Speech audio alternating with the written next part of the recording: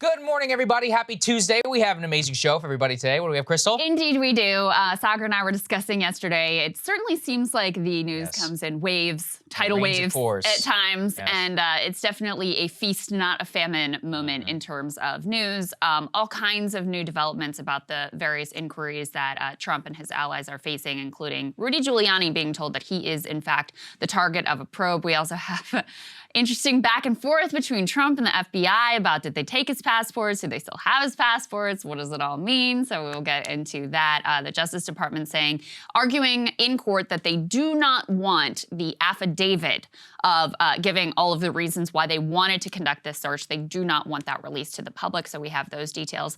Also, today is another primary day. A couple of interesting races on the ballot. I'm going to be taking a look at Sarah Palin and Liz Cheney. We also have some new indications about some of the midterm races. Republicans continuing to struggle with fundraising in a way that is quite surprising. Major turnaround from how things were going for them previously. And maybe the most hilarious, unintentionally hilarious campaign video I've ever seen coming from Dr. Oz. No bueno, Dr. Oz. Yes, let's just say it involves the word crudité. Yeah, it involves French, which is, you're already going on the wrong one. Okay. Also some interesting info about the housing market. People expect a crash, but actually also a lot of people cheering for a crash who have not been able to buy a home and would like to be able to.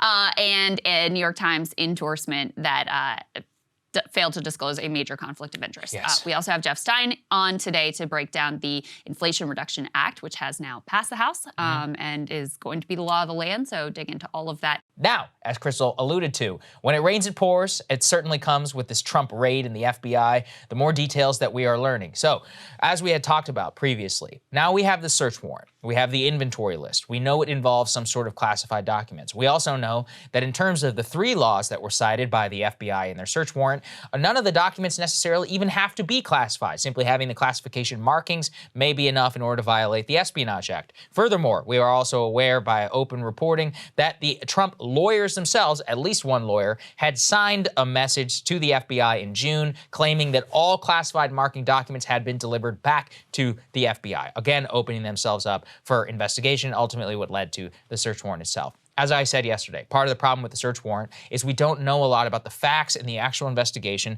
that led to said search warrant actually being executed. And as I was saying, I was really hoping we get the affidavit. Well, news organization, think like-mindedly, all are filing in requests in order for the Department of Justice to release the actual affidavit themselves. And now we are learning from the Department of Justice in their protest of doing so a little bit more about their investigation. Let's throw this up there on the screen. In a new filing that came out late last night, in a response to organizations' request to unseal the affidavit, the Department of Justice says that it is objecting to the unsealing of that Trump search warrant. Throw the next one up there on the screen, please. Part of the reason why that they are objecting is because the FBI affidavit, and let's pay very close attention to this language, people, makes reference to, quote, cooperating witnesses. And the DOJ says that their identities need to remain protected. Second, the Department of Justice confirms the investigation, quote, implicates highly classified materials. So, why do those two things matter? Number one, in terms of the classification, obviously it upholds the general contours, but they're making it and saying that it is in such highly sensitive documents that even describing themselves, as we saw in the FBI inventory, it just said highly classified documents, it didn't say anything, that it in and of itself, they say, would threaten national security. But really what I think it is that they said and confirmed that they have cooperating, well, they didn't confirm they have cooperating witnesses, but they said unsealing it would cause undue harm to any cooperating witnesses they may have. Gives a significant amount of credence to that theory that there is some sort of FBI mole, rat, whatever you want to describe it, in the operation. It could be a member of the Trump legal team. It could be a Secret Service agent. It could be any of the number of people who are around Donald Trump himself. And then finally, some language that they used in their objection to the unsealing, the third one, let's please put it up there, is that they said disclosure of the warrant affidavit would irreparably harm the government's ongoing criminal investigation, because there had been some speculation here, Krystal, on whether the search warrant was an end in and of itself to just seize the documents, not part of an ongoing and active criminal investigation. So those are, I would say, the 3 main things that we have learned from this filing. Yeah, I mean, we're trying to read the tea leaves on all this stuff as best we can, the little bit of limited information. It would be so interesting to to see all of the details of this affidavit. And certainly as someone who works in the news business, I would very much love for them to disclose this. Ultimately, it's not surprising though, because, I think there's two considerations. One is they don't want to compromise their investigation. They don't want Trump and his allies to know exactly how they were able to glean all of this information. They certainly don't want them to know who the rat or multiple rats, is it a warren of rats? A den of rats? I don't know. It's a den of rats, I believe. Anyway, they don't want them to know the identities of those people. And you mentioned it could be someone on his legal team. I mean, the more I think about that, the more I wonder if that actually makes a lot of sense because if you think about it, they're trying to help him work with it through this issue with the National Archives. He's maybe potentially telling them like, yeah, of course, I handed over everything. And if they discover that that's not the case, they could find themselves in potential legal jeopardy. So you may have someone involved here who's trying to save their own ass by informing on Trump and giving the FBI the information that ultimately they put into this affidavit and help to secure this search warrant. So those are the major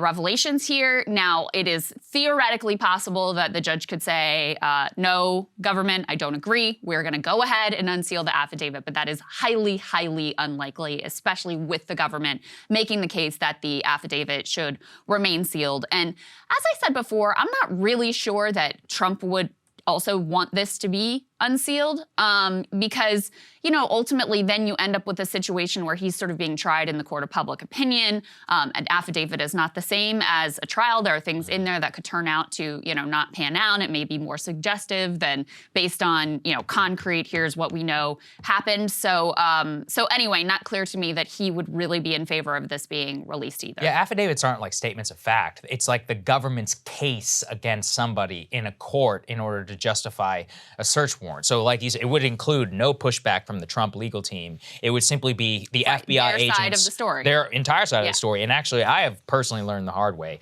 covering terrorism cases. I mean, think about it. If you read the Gretchen Whitmer just affidavit, you'd be like, oh my God, there's a horrific kidnapping plot going on. Then you're like, oh, hold on a second here. And by the way, we should cover that trial soon in terms of some of the stuff that's coming out, even more so about FBI behavior. But what's remarkable to me about this is just the admission, both on the criminal investigation side and on the cooperating witness. I think the fact that it was always expected that they would not release the affidavit, but by objecting to the affidavit and specifically saying why they don't want to release it, that tells us a little bit about what's happening. Also probably confirms, honestly, I mean, at this point, Krystal, we don't know how much more is going to come out about this investigation because this kind of is it, at least for the next couple of months, barring leaks, of course. I'm talking at a very official level. Probably.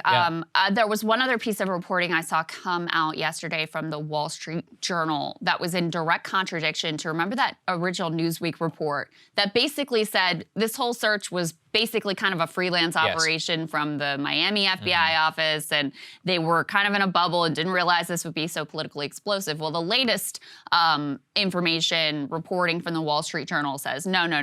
They weighed this very carefully. Merrick Garland weighed this for weeks before he decided to go in and, really considered the costs and the benefits and the extraordinary measure that this was. So, take from that what you will, but the very latest indication, which I think is backed up by the fact that Merrick Garland did give that press conference taking ownership and saying, no, I was the one who made this decision.